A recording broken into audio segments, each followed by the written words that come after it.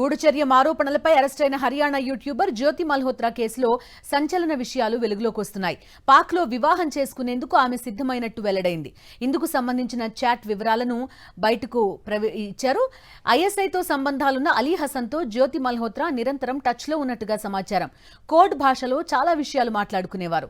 తనను పాకిస్తాన్లోనే వివాహం చేసుకోవాలని జ్యోతి హసన్ను కోరింది. దీంతో పాటు భారత్కు సంబంధించిన రహస్య కార్యకలాపాల గురించి కూడా చర్చించారు.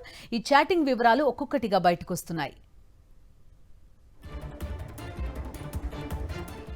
పాక్ హైకమిషన్ అధికారి డానిష్ సూచన మేరకు జ్యోతి మల్హోత్రా అలీ హసన్ను కలిసినట్టు దర్యాప్తులో వెల్లడైంది. అతడు పాక్ నిఘా, రక్షణ విభాగాలకు చెందిన వ్యక్తులను జ్యోతికి పరిచయం చేసినట్టు సమాచారం. దేశ రక్షణకు చెందిన అత్యంత సున్నిత సమాచారాన్ని ఆమె పాక్ వ్యక్తులకు చేరవేసినట్టుగా తెలిసింది. జ్యోతి మల్హోత్రాకు 4 బ్యాంకు ఖాతాలున్నాయని, దుబాయ్ నుంచి వాటిలో డబ్బు జమవుతోందని ఏజెన్సీల విచారణలో తేలింది. దీనిపై మరింత లోతుగా విచారణ కొనసాగుతోందని సంబంధిత వర్గాలు వెల్లడించాయి. గడిచిన 5 రోజులుగా దర్యాప్తు ఏజెన్సీలు వివిధ కోణాల్లో జ్యోతి మల్హోత్రాను ప్రశ్నిస్తున్నాయి.